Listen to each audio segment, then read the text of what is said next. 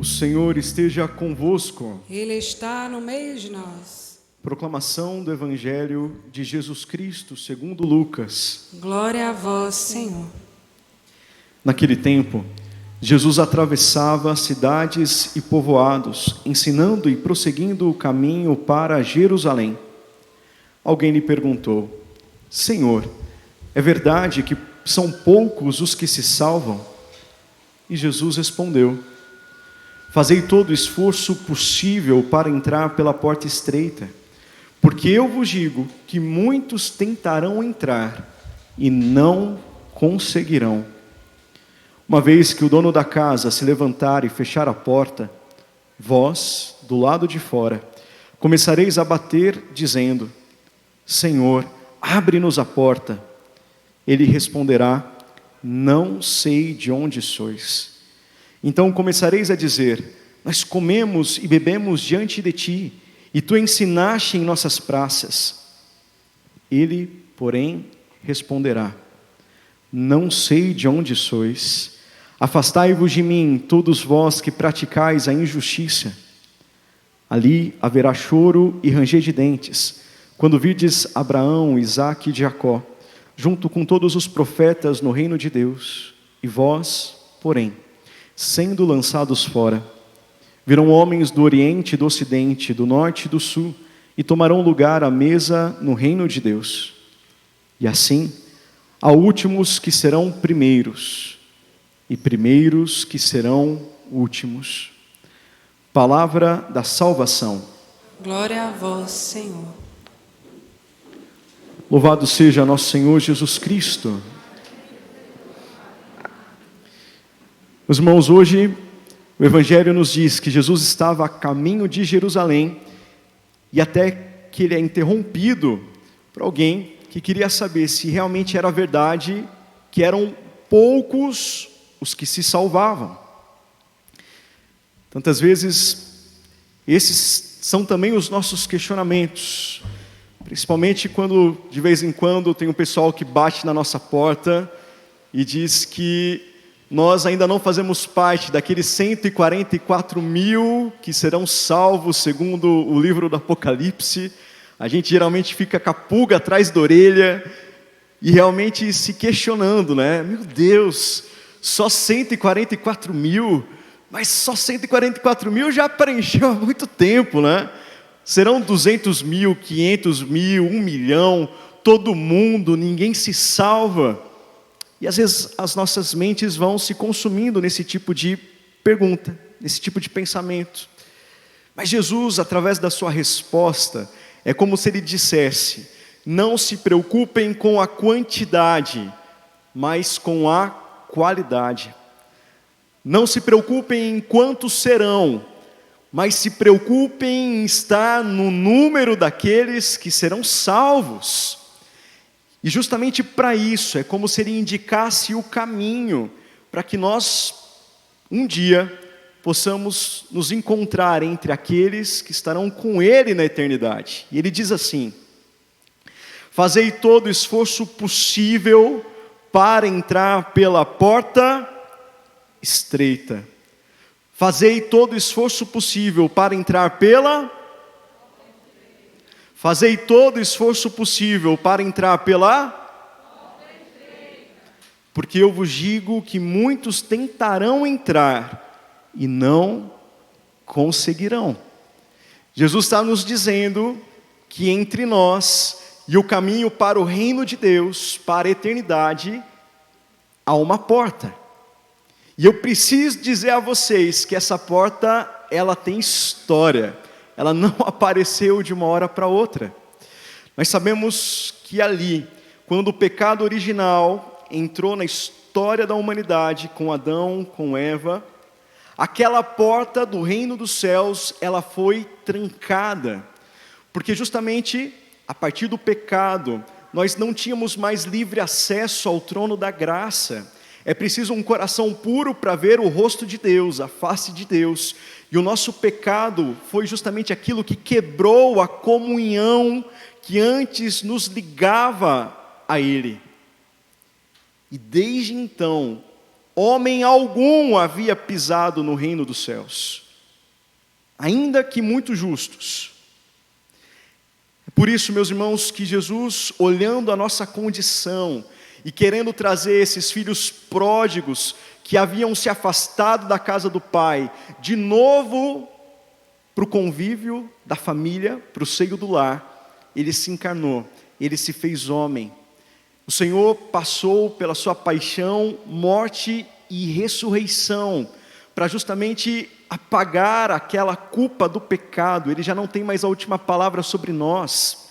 Ele pagou um alto preço pela nossa salvação, para que essa ponte que antes nos ligava a Deus e que havia sido destruída pelo pecado fosse reerguida, reconstruída, para que de novo o véu se rasgasse e nós pudéssemos adentrar na eternidade, no paraíso, no céu. E como é bonito quando nós ouvimos ali no sábado santo, no domingo da ressurreição, que justamente Jesus, Ele desce à mansão dos mortos. E o que Ele vai fazer ali? Chamar os justos, Abraão, Isaque, Jacó, Eliseu, Davi, José, seu pai adotivo. Jesus chega lá embaixo e diz: galera, o problema foi resolvido, a ponte foi reconstruída, eu já paguei o preço, bora comigo de volta para casa. Imaginem essa cena, que coisa mais linda, Jesus à frente dessa peregrinação.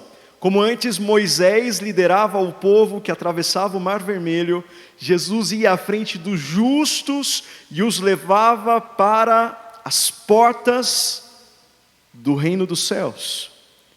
E como que elas se encontravam até então? Trancadas, fechadas. E o que Jesus faz? Quando Ele entra e se depara com a porta, Jesus, Ele bate na porta. Tem algumas palavras ali no Salmo 24 que usualmente, figurativamente, eles atribuem para esse momento, imaginando essas palavras nos lábios de Jesus. Imaginem, usem aí da sua criatividade para poder construir essa cena. Jesus ressuscitado, glorioso, com a multidão dos justos atrás dele, batendo na porta e dizendo assim: levantai, ó portas, os vossos frontões, elevai-vos, antigos portais, para que entre o Rei da Glória. E a voz poderosa de Jesus, aquela voz que contorcia os cedros do Líbano, aquela voz que acalmava as tempestades, ela foi ressoada no mais alto dos céus, e o eco da sua mão batendo na porta começou a deixar os anjos inquietos. Quem será que está batendo nessa porta? Nunca ninguém tinha chegado até aqui. E eles começam a olhar um para o outro e se perguntar: quem é esse Rei da Glória? E ali, o Pai do céu diz para os seus anjos, continuação do Salmo 24, quem bate é Yahvé, o forte, o valente, o Senhor dos exércitos, é o meu filho, Ele é o Rei da Glória. Abram as portas para que Ele possa entrar. E aí as portas são abertas, e Jesus vai atravessando aqueles portões. E eu gosto de imaginar que na medida em que Jesus vai atravessando aquela porta, algo muito especial acontece. É como se de repente aquela porta assumisse a aparência, a configuração, a forma de Jesus. A sua altura, a sua largura, a sua profundidade. E justamente os justos, porque eram justos, puderam atravessar essa porta. É como se nesse momento a porta se tornasse Jesus, e Jesus se tornasse a porta estreita.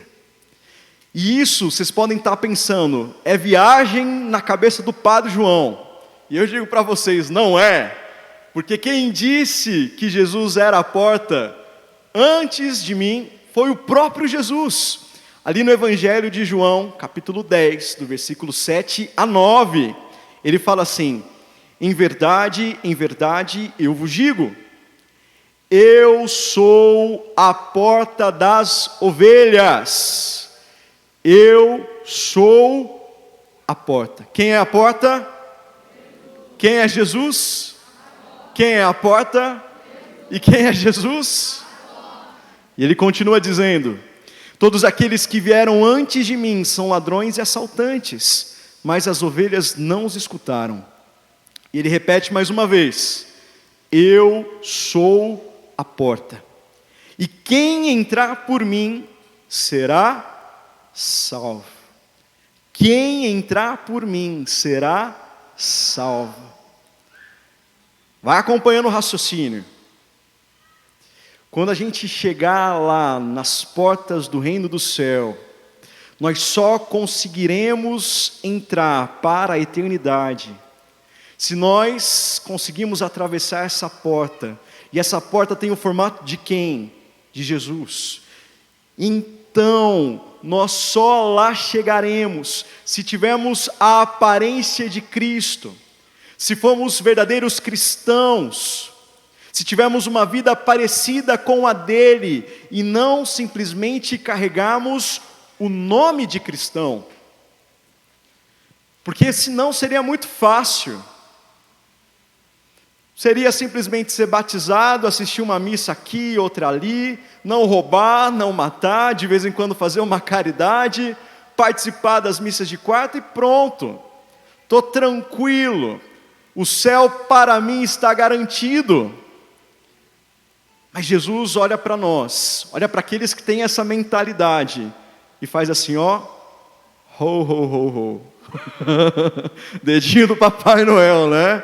Nananina não, só que não, vai achando, inocente, que a coisa é fácil assim. No Evangelho de hoje, ele diz que é preciso que nós nos esforcemos para entrar pela porta. Fazei todo o esforço possível para entrar pela porta estreita, porque muitos tentarão entrar e não conseguirão. Uma vez que o dono da casa se levantar e fechar a porta, vós do lado de fora começareis a bater dizendo: Senhor, abre-nos a porta. E ele responderá: não sei de onde sois. Então começareis a dizer: nós comemos e bebemos diante de ti, tu ensinastes em nossas praças. Ele, porém, responderá: não sei de onde sois, afastai-vos de mim, todos vós que praticais a injustiça. E ali haverá choro e ranger de dentes. Não existe pesadelo pior do que esse. Só de pensar que um dia, depois de camelar nesse vale de lágrimas, eu posso chegar na porta do céu, bater naquele lugar e escutar o Pai dizendo: afastai-vos de mim, eu não sei de onde você é, eu não te conheço. Já dá uma tristeza desgramada, né? Dá um frio na barriga, um pavor. Já pensou você escutar isso de Deus? Eu não sei quem você é, eu não te conheço. Aí você vai dizer assim: mas se eu fui lá na missa da aliança, eu dançava aqui na frente, eu animava no ministério de música, né? Eu preguei no Talitha Kum, eu dei o meu dízimo. E o Pai do céu vai dizer assim: não conheço. Por quê? Porque a palavra nos diz que ninguém conhece o Filho senão o Pai, e ninguém conhece o Pai senão o Filho. Para que você chegue lá e Ele diga: eu te conheço, você precisa ser semelhante a Cristo. Ele já nos alcançou a salvação, mas agora chegou a hora que essa salvação precisa produzir frutos em nós, que nós precisamos verdadeiramente começar a ter uma vida parecida com a vida de Cristo, porque ainda que você tente arrombar a porta, o Pai não vai abrir, começando por aí, porque Ele olha para você e Ele não vê Jesus. Ele vê qualquer outra aberração, né? Às vezes ele vê aí um rascunho de capeta, mas ele não vê o seu filho. E por isso ele não abre a porta.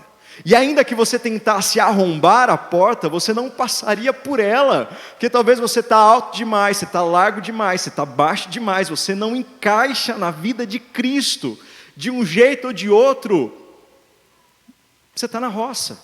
Eu posso estar na roça. Mas já pensou que coisa mais linda? Quando ao final da nossa vida nós batemos na porta e o Pai do Céu olhar, né, por aquele, como é o nome daquilo lá? Olho mágico, né? Olho de vidro, eu não sei, tinha antigamente na porta, que você usava para ver quem estava do lado de fora. E o Pai olhar para você e falar assim, opa, tem o tamanho de Cristo, tem o olhar de Cristo, tem as palavras de Cristo, tem o coração do meu filho, tem o perfume de Jesus. Esse eu conheço. Padre João, Raíssa, Évila, pode entrar. Abri, ó portas, os vossos frontões, elevai-vos bem mais alto, antigas portas, para que o meu filho, o filho no filho, possa entrar. Meus irmãos, não haverá alegria maior do que essa. E se as coisas são assim, se tudo que nós estamos refletindo aqui é a verdade, por que talvez nós gastamos tanto tempo com coisas que serão inúteis nesse momento?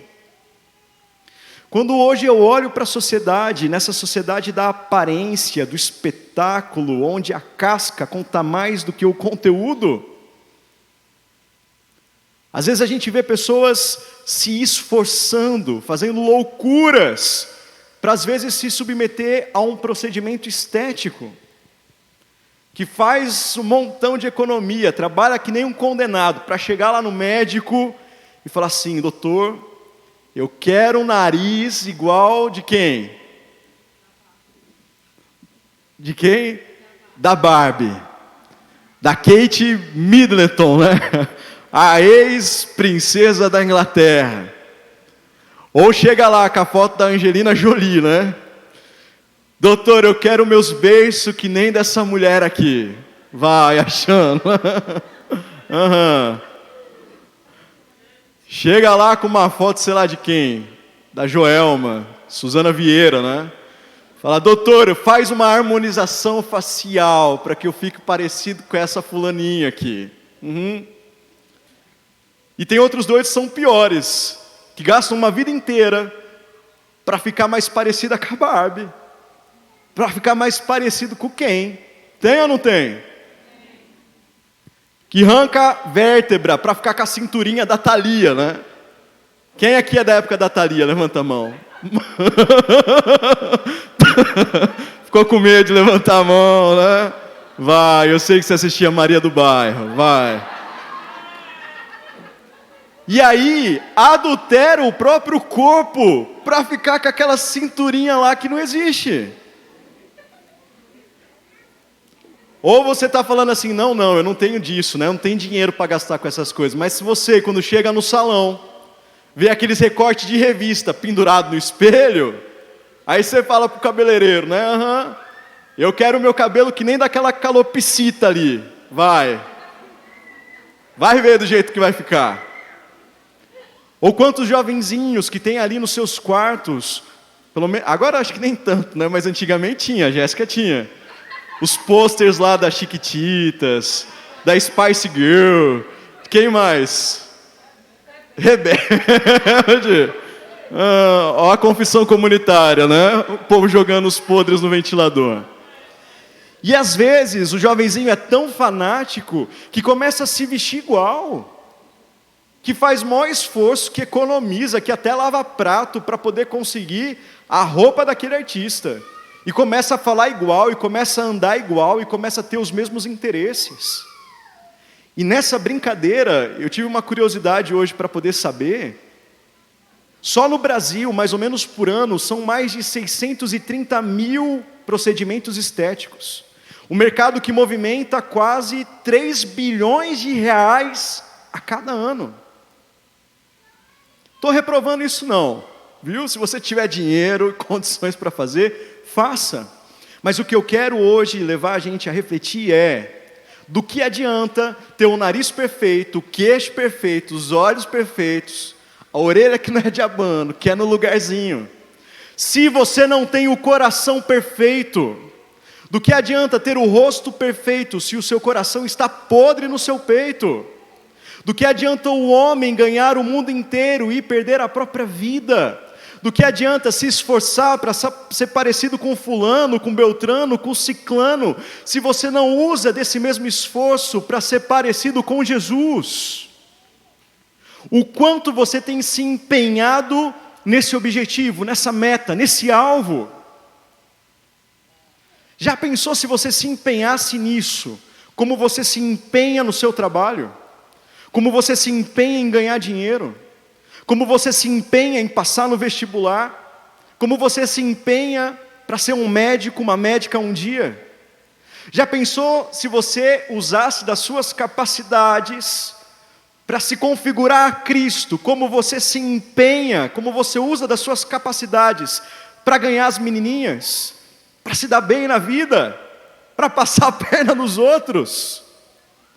E às vezes a gente usando das nossas capacidades com coisas vãs, passageiras, que não vão nos levar para lugar nenhum. Quanto esforço para coisas que não darão em nada. E Jesus está dizendo aqui que eu preciso me esforçar para outra coisa. Eu preciso me esforçar para entrar pela porta estreita, porque muitos tentarão entrar e não conseguirão. E eu não quero estar nesse grupo dos muitos.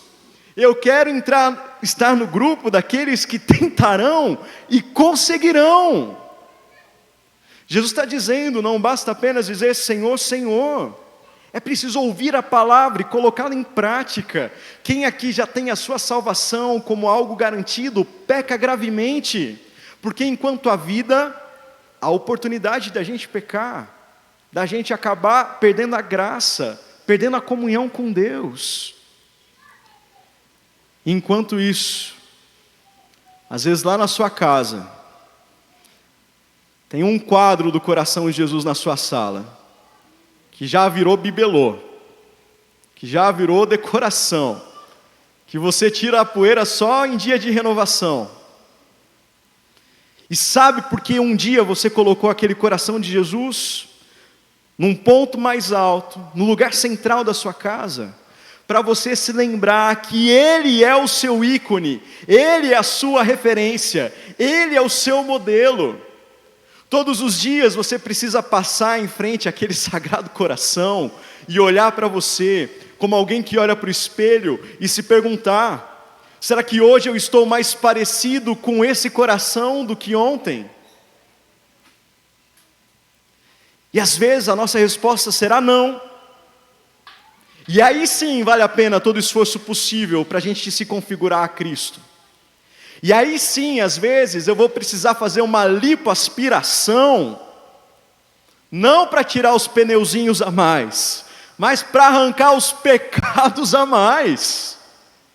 Porque eu estou gordo, quase explodindo, de tanto egoísmo, de tanta devassidão, de tantos vícios, de tanta podridão. Qual foi a última vez que você fez uma lipoaspiração no sacramento da reconciliação para ficar mais parecido, mais parecida com Jesus? E eu preciso te contar uma coisa: se o mercado da plástica movimenta bilhões, para fazer essa lipo você não paga nada, porque o sangue de Jesus já foi derramado, Ele já pagou o preço, para que você não viva mais assim. Será que não chegou a hora da gente fazer uma harmonização facial da graça? De você tirar essa cara de pau, essa cara lavada, essa cara azeda do pecado, que todo mundo olha para você, tem até medo de se aproximar, de tão feio que é, parece que chupa limão todo dia. Meus irmãos, o salário do pecado é a morte, e o pecado também nos enfeia. Será que eu não preciso subir no monte para que junto com Jesus também o meu rosto seja transfigurado pela sua graça, pela luz do seu Espírito, para que as pessoas quando me vejam, não vejam apenas a mim, mas vejam Cristo em mim. Vejam o sorriso de Jesus na minha boca, vejam o olhar de misericórdia de Jesus no meu rosto. Sintam um toque de Jesus quando eu coloque as mãos. E sabe qual é a boa notícia? Que se de um lado, enquanto a gente está vivo, a gente pode se perder. Do outro lado, enquanto nós estamos vivos, há esperança. De alguma forma, é como se a porta já estivesse aberta. E eu tenho essa vida aqui para poder adentrar cada vez em águas mais profundas, em mais comunhão, em mais semelhança, em mais configuração com Cristo.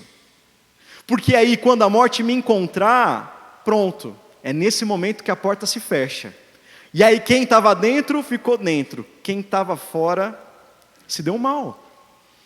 Quem já estava parecido com Jesus, quem já estava configurado com o coração dele, vai ser levado para uma união, uma comunhão ainda mais plena. Mas quem estava perto, fora, de um jeito totalmente diferente do jeito de Jesus, experimentará também uma perdição ainda maior. Não estou dizendo isso para apavorar ninguém, estou dizendo isso para dizer: acorda, olhe para você, a sua vida hoje é parecida com a vida de Jesus. Olhe para quem está do seu lado. O padre gosta de fazer isso para matar todo mundo de vergonha, né? Mas e aí? Você está vendo Jesus, essa pessoa que está sentada aí do seu lado? E será que essa pessoa está vendo Jesus em você? Ah, meus irmãos, não vamos perder tempo não. Vamos parar de se esforçar com coisa que não vale a pena, que não vai nos levar em lugar nenhum. A primeira leitura de hoje fala sobre isso, né? Que a gente não sabe o que pedir. A gente não sabe do que correr atrás, a gente não sabe com quem a gente tem que parecer, se assemelhar. A gente é atraído por qualquer coisa, né? Mas o Espírito Santo sabe o que é o melhor para nós. Por isso, nós precisamos hoje, a cada dia, clamarmos por mais da presença do Espírito Santo, porque Ele orará em nós conforme as nossas necessidades. Ele é o grande cirurgião plástico, Ele é o grande oleiro, e na medida em que nós colocamos a nossa vida nas suas mãos, é o Espírito que vai nos moldando, nos lapidando. É Ele o grande protagonista dessa obra de configuração a Cristo. Sozinhos nós não conseguimos, sozinhos nós somos fracos, sozinho a gente quer parecer com a Barbie, sozinho a gente quer parecer com quem? Mas com o auxílio do Espírito, Ele vai nos lembrando daquilo que realmente é necessário. Ele vai inflamando o nosso coração de amor a Cristo, de tal maneira que nós busquemos a cada dia a nossa meta. E aí, vai ser maravilhoso, quando a gente um dia poder olhar para trás e poder falar como Paulo: já não sou mais eu quem vivo, é Cristo que vive em mim. Já não é mais o meu coração de pedra, egoísta, rancoroso que bate no meu peito, mas é o coração manso e humilde de Jesus, que agora bate no meu peito, que me ajuda a amar como Ele ama. Vamos então nessa Eucaristia pedir essa graça para Jesus. Bora? Vocês topam? Eu estou nessa busca com vocês. De vez em quando a gente, dá umas atropeladas, umas barroadas. Aí quando você vai olhar no espelho, já não tem mais nada de Jesus. Mas enquanto a vida é esperança, não vamos desistir. Sem dúvida, aquilo que nos espera ao atravessar a porta, como nos lembrava a leitura desses dias, vai valer muito a pena, né? Os sofrimentos do tempo presente não se comparam com a glória que há de ser revelada em nós. Louvado seja nosso Senhor Jesus Cristo.